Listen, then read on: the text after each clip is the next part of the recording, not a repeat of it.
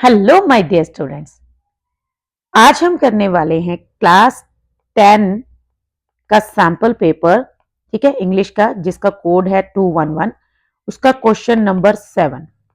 ये जो वीडियो है ये क्लास 10 के स्टूडेंट्स के लिए बहुत ही हेल्पफुल होने वाली है, क्योंकि इसमें हम क्वेश्चन नंबर 7 को ध्यान से सॉल्व करने की प्रैक्टिस करेंगे। ठीक है, सबसे पहले तो आपको ये पता होना चाहिए कि जो क्वेश्चन नंबर 7 है वो आपका होगा एक्सट्रैक्ट बेस्ड क्वेश्चन, और जो कि पॉइम्स में से होगा। ठीक है, अब ये जो पेपर है इसका ये जो क्वेश्चन है, क्वेश्चन नंबर 7, ये थोड़ा सा मतलब देखने में आपको डिफिकल्ट लगेगा, लेकिन बहुत ही इजी है, क्योंकि सेम चीज को जो भी आपने अपनी पॉइंट में पढ़ा है उसी को पूछा जाएगा, लेकिन थोड़ा सा घुमा फिरा के जो क्वेश्चंस है वो दिए हुए हैं, जो कि आपको कंफ्यूज कर सकते हैं। एग्जाम के टाइम पे आपके अंदर एक नर्वसनेस होती है, एक डर होता है ना, फियर फैक्टर होता है, क्योंकि उस टाइम हमें ये होता है कि पता नहीं हमारा एग्जाम कैसा होगा, हमारा रिजल्ट कैसा आएगा, दिमाग में बहुत सारी बातें चल रही होती हैं। तो उन चीजों को लेकर हम थोड़ा सा नर्वस नर्वस हो जाते हैं, और क्या होता है, आसान से आसान चीज भी हमारे लिए मुश्किल हो जाती है। तो आपको ऐसी प्रॉब्लम ना आए, इसीलिए मैं आपके लिए ये वीडियो बना रही हूँ, ताकि आपकी हेल्प हो सके और आप थोड़ा सा अपने दिमाग से जो है अच्छे से काम लेकर मुश्किल से मुश्किल क्वेश्चन को भी इजीली सोल्व कर सके। ठीक है, क्योंकि बाहर से तो देखो कुछ आना नहीं है, जो आपने पढ़ा है उसी के बेसिस पे आपको क्वेश्चंस पूछे जाएंगे। हाँ, बस लैंग्वेज थोड़ी डिफरेंट हो सकती है और थोड़ा सा क्वेश्चन जो है वो ट्रिकी हो सकता है। तो उसी तरह के क्वेश्चंस यहाँ पे आज हम सॉल्व करने वाले हैं। ध्यान से देखना वीडियो को स्किप मत करना, समझने की कोशिश करना, क्योंकि अगर आपने एक बार समझ लिया तो आपको, मुझे नहीं लगता, दोबारा ये वीडियो कभी देखनी पड़ेगी, और फिर आपको कुछ और जो है इसमें ज्यादा डीपली समझना पड़ेगा। तो चलिए स्टार्ट करते हैं। क्वेश्चन नंबर 7, सबसे पहले तो हम एक्सट्रैक्ट को ध्यान से रीड करेंगे। क्वेश्चन हमारा है, read the following extracts and answer the questions for anyone. आपको दो में से कोई एक करना होगा, तो दोनों ही हम यहाँ सॉल्व करने वाले हैं, ताकि आपको दोनों अच्छे से समझ आ जाएं। तो पहला जो हमारा स्टैंजा है वो है, he stalks in his vivid stripes. पहली लाइन पढ़ते ही आपको समझ आ जाना चाहिए कि ये कौन सी पोएम में से है। सपोज करो आपको नहीं भी आइडिया लग रहा तो आप पूरा भी पढ़ सकते हैं, कोई इसमें प्रॉब्लम नहीं है, लेकिन मेरा मानना यह है कि पहली ही झलक में, पहले ही ग्लिम्स में आपको पता चल जाना चाहिए कि ये कौन सी पोएम है। तो चलिए स्टैंजा पूरा रीड कर लेते हैं, उसके बाद आपको बताते हैं कि कौन सी पोएम में से है। He stalks in his vivid stripes the few steps of his cage on paths of velvet quiet in his quiet rage. He should be lurking in shadow, sliding through long grass near the water hole where plump deer pass. He should be snarling around houses at the jungle's edge, bearing his white fangs, his claws terrorizing the village. अब यहाँ पे इतना पढ़ने के बाद आपको ये confirm हो जाना चाहिए कि ये हमारा जो है पोएम है, a tiger in the zoo. ठीक है, सबसे पहले आपके माइंड में ये बात आनी चाहिए। उसके बाद आपके दिमाग में आ जाना चाहिए कि इसका पोएट कौन था, क्योंकि हो सकता है क्वेश्चंस में पोएट का नेम पूछा गया हो, तो ये आपको याद होना चाहिए, लेस्ले नॉरिस। उसके बाद आपको ये पता होना चाहिए कि ये जो पोएम है इसके अंदर कंपैरिजन किया गया है। ठीक है, किसके बीच में, a tiger in the zoo and a tiger in the forest के बीच में। मतलब पोएट ने हमें जू के टाइगर के बारे में बताया कि वो क्या कर रहा है, और वो इमेजिन करता है कि अगर वही टाइगर फॉरेस्ट में होता तो वो क्या करता। मतलब दोनों का एक कंपेयर जो है, कंपैरिजन जो है वो हमें दिखाया गया है। इसके अलावा आपके माइंड में ये आ जाना चाहिए कि इस पोएम का थीम या मैसेज क्या है, दैट इज कि we should not engage animals for our own fun and enjoyment. ठीक है, कि हमें एनिमल्स को पिंजरे में नहीं डालना चाहिए, हमारे एंटरटेनमेंट के लिए, हमारी इंजॉयमेंट के लिए। मतलब फ्रीडम सबको अच्छी लगती है, तो कुछ ऐसा सा इसका मैसेज है। ये सारे बेसिक पॉइंट्स हैं पोएम के बारे में जो आपको पता होने चाहिए। ठीक है, उसके बाद अगर आप देखेंगे तो ये पहला जो स्टैंजा है ये जू के टाइगर के बारे में बात कर रहा है, और ये जो दो स्टैंजास हैं ये फॉरेस्ट के टाइगर के बारे में बात कर रहे हैं। ठीक है, चलिए अब क्वेश्चन देखते हैं। हो सकता है आपके जो सारे क्वेश्चंस हैं वो इन्हीं पॉइंट्स में कवर अप हो जाएं, तो ये तो बेसिक चीजें हैं, ये सबको क्लियर होनी ही चाहिए। फर्स्ट पॉइंट है, फर्स्ट क्वेश्चन आपका है, state any one point of contrast between the tiger in the zoo and in its natural habitat. Natural habitat से यहाँ पे मतलब है कि जो टाइगर का जो नेचुरल घर है वो क्या है, दैट मीन्स की फॉरेस्ट। देखिए, एग्जामिनर ने डायरेक्ट फॉरेस्ट नहीं लिखा है, उसको नेचुरल हैबिटेट लिखा है, तो अभी कुछ बच्चे तो इसी में कंफ्यूज हो जाएंगे कि यार ये नेचुरल हैबिटेट क्या था। तो ये हो गया फॉरेस्ट। तो पहला जो हमारा क्वेश्चन है देखो कितना इजी है, कि हमें सिर्फ एक पॉइंट बताना है, कंट्रास्ट बताना है टाइगर इन द जू और टाइगर इन द फॉरेस्ट के बारे में। तो आप देखेंगे यहीं पे ये पॉइंट कवर हो रहा है कि पोएम के अंदर कंपैरिजन ही किया गया है, तो आपको पहले 2 स्टैंजाज में इसका आंसर जो है वो मिल जाएगा। आंसर मैं आपको टू द पॉइंट आंसर्स नहीं बता रही हूं, क्योंकि मेरा यहाँ पे टारगेट आपको वर्ड्स देना नहीं है, क्रैम करवाना नहीं है, आपको समझाना है, क्योंकि लिखना आपने खुद है। ठीक है, तो इसका जो आंसर है उसमें आप लिख सकते हैं कि सबसे पहले तो 1 मार्क का क्वेश्चन है, तो आपको इसमें डिटेल में बताने की जरूरत नहीं है, आपको सिंपल पॉइंट में लिखना है a tiger in the zoo. ठीक है, what he is doing, stalking the few steps of his cage. ठीक है, मतलब he is encaged and he could walk only a few steps. So ये हो गया टाइगर इन द जू। उसके बाद है टाइगर इन द फॉरेस्ट। उसके बाद आप लिखेंगे if it is in its natural habitat, he should be lurking in shadow and he should be going wherever he want. ठीक है, कहने का मतलब यह कि he is free to go anywhere.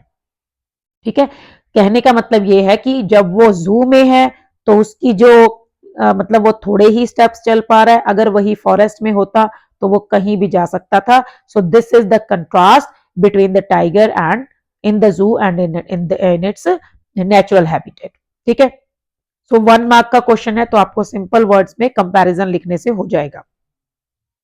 Second question देखो क्या है। When the speaker suggests that the tiger should be snarling around houses at the jungle's edge, what does he insinuate about the tiger's natural behavior and habitat? मतलब यहां पर ये है question का कि जब जो टाइगर है, मतलब जब जो स्पीकर है वो ये कहता है कि यही टाइगर घरों के आसपास गुर्रा रहा होता गुस्से से, है ना, तो जो मतलब जो राइटर है, जो स्पीकर है, पॉइंट है, वो क्या कहना चाहता है टाइगर के नेचुरल बिहेवियर एंड हैबिटेट के बारे में। मतलब जो उसका नेचुरल घर है या उसका जो नेचुरल सा बिहेवियर है उसके बारे में जो पोएट है वो यहां पर क्या कहना चाहता है।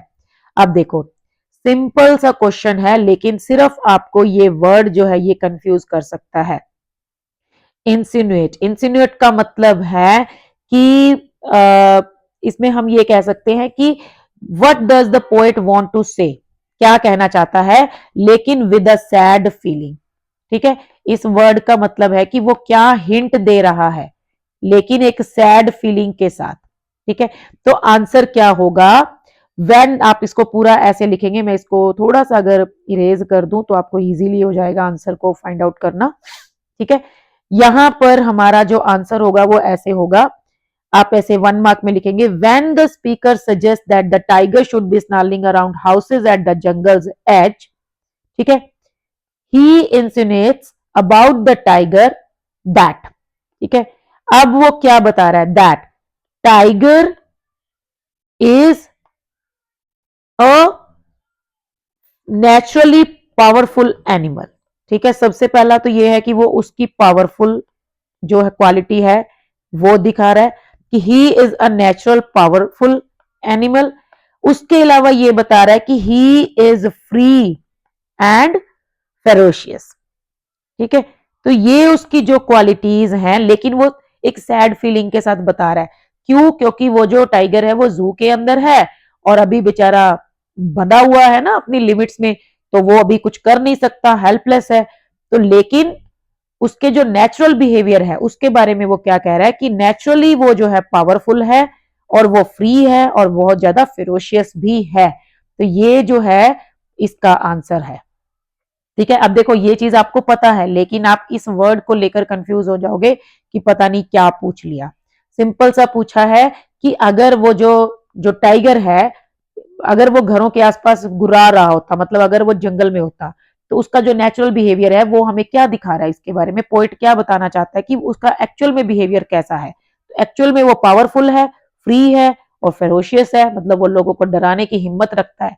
लेकिन ये बात अलग है कि वो जंगल जू में बंद है तो वो कर नहीं पा रहा कुछ। ठीक है, उसके बाद हमारा क्वेश्चन नंबर 3 जो है वो 2 मार्क्स का क्वेश्चन है। इसका आंसर हमें 30 to 40 वर्ड्स में करना है, ना कि सिंपल एक सेंटेंस में। The poet's skilful use of imagery effectively depicts the confinement and frustration of the tiger. Elaborate in about 40 words. ठीक है, यहां पर ये कहता है कि जो पोएट ने बहुत बढ़िया इमेजरी पोएटिक डिवाइस है उसका यूज किया है, तो वो इससे जो टाइगर है उसकी कंफाइनमेंट, उसकी फ्रस्ट्रेशन दिखा रहा है, इसके बारे में आपको बताना है। तो आपको ये बताना है सिंपल कि इन दीज स्टैंजास या इन this poem the poet is drawing a comparison. पहले तो आप यही बता सकते हो कि drawing a comparison between a tiger in the zoo and in the tiger in the forest. उसके बाद है with the help of the words few steps of his cage, then quite rage. The poet wants to, or the poet is effectively depicting the confinement and frustration of the tiger. ठीक है, कभी भी आप question का answer करते हो तो आप कोशिश करो कि क्वेश्चन में से कुछ कीवर्ड्स जो है उनका यूज करो। Clear? So the poet has used so beautiful words to express the tiger's frustration and the confinement as he is locked in a cage and he could just walk a few steps. Okay, so that's why we can say the poet has effectively described the tiger's situation in a zoo. ठीक है, और in a cage. तो इस तरह से आपको इसको elaborate करना है, 3 to 4 सेंटेंसेस आपको लिखने हैं। तो आपको जो है लैंग्वेज, एक तो आप इसमें जो वर्ड्स हैं इनको हाईलाइट कर सकते हो, क्वाइट रेज, और जो है वो जो स्टेप्स वाली लाइन है, फ्यू स्टेप्स ऑफ केज, ये 2 वर्ड्स आप यूज करते हुए बता सकते हो कि जो टाइगर की फ्रस्ट्रेशन है वो दिखाई गई है। उसके बाद लास्ट हमारा क्वेश्चन है which phrase would correctly substitute quiet rage. ठीक है, आपको क्वाइट रेज का मीनिंग बताना है। इस लाइन के अंदर जो यूज किया गया, the few steps of his cage on pads of velvet quiet in his quiet rage, quiet rage को आप किस चीज से रिप्लेस करेंगे, मतलब क्वाइट रेज को आप क्या लिख सकते हो? एक तो आप लिख सकते हो हेल्पलेसनेस, ठीक है, उससे बेटर है आप लिखेंगे अगर स्प्रेस्ड एंगर, मतलब देखो वो गुस्से में तो है लेकिन कुछ कर नहीं सकता, तो उसका जो गुस्सा है वो दबा हुआ है, वो बाहर नहीं आ पा रहा।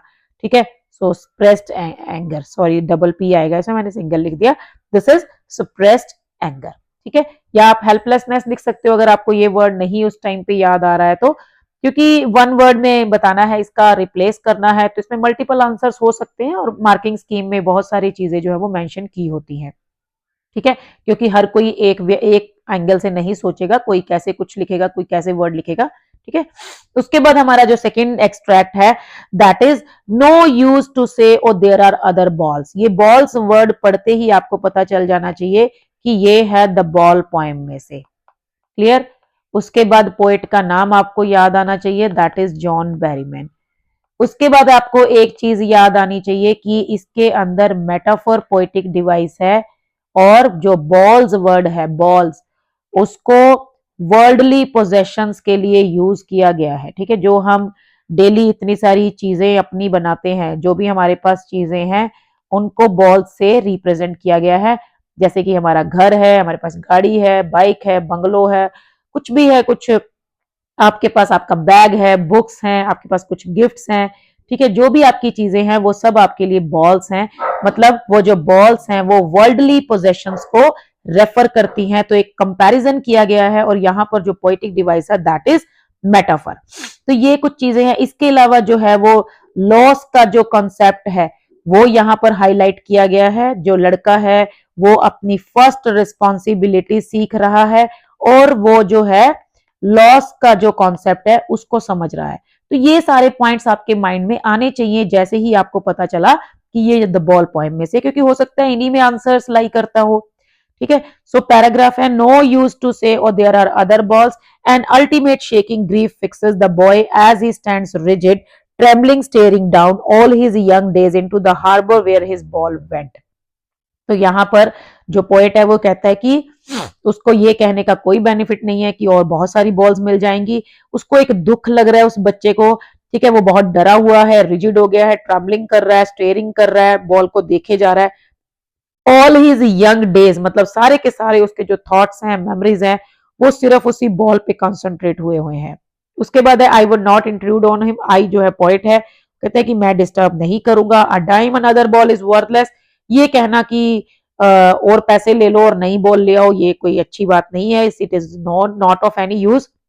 Now he senses first responsibility, क्योंकि वो बच्चा कुछ सीख रहा है। इन अ वर्ल्ड ऑफ पोजेशंस, ये वर्ड आ गया यहाँ पे पोजेशंस, ये जो हमारा वर्ड है जिसके अंदर हमारे पास बहुत सारी चीजें हैं। People will take balls and balls will be lost always, हम रोज बहुत सारी बॉल्स को अपनाते हैं, वो हमसे गुम भी होती हैं। So little boy and no one buys a ball back, money is external, he is learning. ठीक है, और मतलब छोटा बच्चे को वो बता रहा है कि अगर हम कहें कि बॉल वापस आप खरीद सकते हो, नहीं, तो ये सही नहीं है, क्योंकि कोई भी वही सेम चीज हम वापस नहीं ले सकते। दैट मीन्स की money is external, with the help of money we can buy only the things but not the memories, not the emotions, not the feelings. So he is learning something, है ना, what he is learning, epistemology of loss. तो ये वैसे तो बहुत बड़ा paragraph दे रखा है, लेकिन फिर भी चलो ठीक है, इतना दे दिया तो आपको समझ लो पूरी पोएम आपके सामने आ गई है और आपको कुछ ज्यादा रिकॉल करने की जरूरत नहीं पड़ेगी। सो फर्स्ट हमारा क्वेश्चन है एमसीक्यू बेस्ड है, which of the following best describe the speakers attitude. आप देखो यहाँ पर पोएट का एटीट्यूड पूछ रहा है कि जो बोल रहा है उसका क्या एटीट्यूड है towards the boy's reaction to losing his ball, कि जो बच्चे से जो बॉल खो गई है और उस बच्चे का जो रिएक्शन है उसके लिए जो बोल रहा है उसका क्या एटीट्यूड है। सबसे पहले तो इनडिफरेंट। अब इनडिफरेंट वर्ड आपने फायर एंड आइस पोएम में पढ़ा हुआ है। इनडिफरेंट का मतलब होता है जब हमारी कोई फीलिंग्स नहीं होती, मतलब हम ऐसे हेट करते हैं कि छोड़ो यार हमें क्या लेना है। So indifferent as the ball is inexpensive, क्या वो कोई ध्यान नहीं दे रहा है? सो नहीं, ये तो नहीं है। सेकंड देखो, sympathetic, understanding the depth of the boys loss, थोड़ा दुखी हो रहा है, उसके प्रॉब्लम को समझ रहा है। यस, ये हो सकता है। देखो लेकिन उससे पहले आप नेक्स्ट ऑप्शंस भी रीड करेंगे, सीधा आपको ये नहीं कि हाँ यही है, पहले दो, एक जो दो बचे हैं उनको रीड करो ताकि पता लग जाए कि वो गलत है या उससे बेटर तो नहीं कोई मिल गया। नेक्स्ट है मॉकिंग, मतलब मजाक उड़ा रहा है। Finding the boy's reaction, so no, मजाक नहीं उड़ा रहा है। उसके बाद है पैनिक्ड, वो खुद भी डरा हुआ है। शेयरिंग द बॉयज डिस्ट्रेस, और बच्चे से जाके शेयर कर रहा है कि कोई बात नहीं है ना, हम ऐसे कर लेंगे या ये कर लेंगे, तो ऐसा भी नहीं है। तो हमारा जो आंसर है दैट इज बी। ठीक है, हालांकि आपको पहले ही पता चल गया होगा कि आंसर बी है, लेकिन आपको ऑप्शन चारों जरूर देखने हैं। कई बार क्या होता है कि मे बी डी ऑप्शन हो, कोई बोथ बी और सी भी सही हो तब। तो आप ये गलती मत करना कि सीधा don't jump to the option. ठीक है, try to understand all the four options and then try to locate which one is the best answer. उसके बाद है question number 2, comment on the use of metaphor in the above extract. Wow, what a nice question, है ना। अब अगर आप देखेंगे, ये मैंने आपको जनरल बातों में ही बता दिया था, क्योंकि जैसे ही आपने ये एक्सट्रैक्ट पढ़ा, ये चीज आपके माइंड में ऑलरेडी आ जानी चाहिए कि इस पोएम के अंदर मेटाफर पोएटिक डिवाइस का यूज किया गया है। जो बॉल्स हैं वो वर्ल्डली पोजेशन को रेफर कर रही है, तो और कंपैरिजन किया गया, लेकिन लाइक और एज वर्ड नहीं है तो मेटाफर है। तो वही आपको यहाँ पे बताना है क्वेश्चन नंबर 2 में, comment on the use of metaphor. ठीक है, कि इस पोएम के अंदर, इस एक्सट्रैक्ट के अंदर मेटाफर पोएटिक डिवाइस जो है वो कैसे यूज किया गया। तो जो मैंने अभी आपको बोला वही सेम आपको लिखना है। उसके बाद नेक्स्ट है, explain the phrase all his young days into the harbour with reference to the extract. ये कहते हैं कि इसका क्या मतलब है भाई, all his young days into the harbour. इसका मतलब है कि all his thoughts were concentrated on the ball, ठीक है, जो भी उससे गुम हुई थी, and all his childhood memories, ठीक है, रीफ्लैश और फ्लैश्ड बैक। ठीक है, मतलब कि सॉरी मैंने चिल्ड्रन लिख दिया, ऑल हिज चाइल्डहुड मेमोरीज, मतलब एकदम से जैसे ही उससे वो बॉल दूर हो गई, अब उसको पता चल गया कि वो बॉल कभी वापस उसको नहीं मिलेगी, एकदम से सारी चीजें उसके माइंड में वापस फ्लैशबैक में चला गया वो, मतलब उसके दिमाग में दोबारा वो सारी चीजें घूम रही हैं, कहाँ से वो बॉल लाया था, कैसे वो उसके साथ खेलता था, है ना, क्या क्या उसकी मेमोरीज जुड़ी हुई थी, तो वो सब बातें उसके दिमाग में रिपीट हो रही हैं। तो यही आपको यहाँ पे बताना है कि आप कैसे लिखेंगे। आप ऐसे लिखेंगे, the phrase all his young days into the harbour means that the boy all thoughts and his childhood memories were recalled or were concentrated on the ball which was lost by him and which the ball which went into the harbor। ठीक है, 1 mark का question है, तो आपको main यही points जो है वो बस लिखने हैं, इससे ज्यादा डिटेल में लिखने की जरूरत नहीं है। नेक्स्ट जो क्वेश्चन है ये 2 मार्क्स का क्वेश्चन है, इसमें थोड़ा डिटेल में जाने की जरूरत हो सकती है। क्वेश्चन है, briefly state in about 40 words. ठीक है, 40 वर्ड्स में आपको बताना है boy's journey from shaking grief to he is learning in the above extract. अब ये जो क्वेश्चन है थोड़ा सा कॉम्प्लिकेटेड है कि आपको क्या बताना है, उस लड़के की जर्नी बतानी है। एक तो वो डरा हुआ है, वहां से लेकर वो कुछ सीख रहा है यहां तक की, ठीक है। तो यहाँ पे आपको कुछ चीजें मेंशन करनी है। सबसे पहले तो आप थोड़ा सा बता सकते हैं कि the ball poem is the poem about losses और how to overcome a loss in this poem. ठीक है, द बॉय इज लर्निंग। अब देखो वो यहाँ पे आपको कीवर्ड्स में बता रही हूँ, उसको आपको मेंशन करते हुए ये आंसर करना है कि द बॉय इज लर्निंग, क्या सीख रहा है वो। The boy is learning something important. what he is learning, he is learning how to overcome loss। ठीक है, सबसे पहले तो कि लॉस तो हो गया, लेकिन अब उससे ऊपर कैसे उठना है, रोते थोड़ी रहना है, आगे भी तो बढ़ना है ना। How to overcome loss. उसके बाद he is sensing his first responsibility. ठीक है, या फिर लर्निंग हिज फर्स्ट रिस्पॉन्सिबिलिटी। ये क्योंकि हमारे पास एक्सट्रैक्ट में ये चीजें हमारे पास है, तो इसीलिए मैं आपको बता रही हूँ कि ये आप दो चीजें मेंशन कर सकते हो। इसके अलावा आप बताएंगे the boy's journey from what we can say, कि जो बच्चा है वो कहां से कहां तक कर जा रहा है। एक तो इनोसेंस, अभी तो वो इनोसेंट है ना, उसको पता ही नहीं है कि उसके साथ क्या हो गया। सो इनोसेंस टू मैच्योरिटी।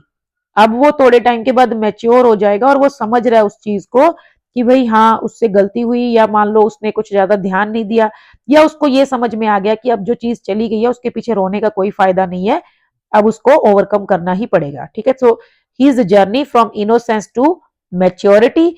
और इसके अलावा हम ये लिख सकते हैं टू यूथ टू एडल्टहुड। ठीक है, कि वो अभी तो छोटा बच्चा है ना, अभी उसके रिएक्शंस कुछ और हैं, और एडल्टहुड में जब आएगा तो उसके रिएक्शंस कुछ और होंगे। उसके बाद हम जो है ये भी लिख सकते हैं कि ही इज अंडरस्टैंडिंग, वो क्या समझ रहा है। He is understanding that no one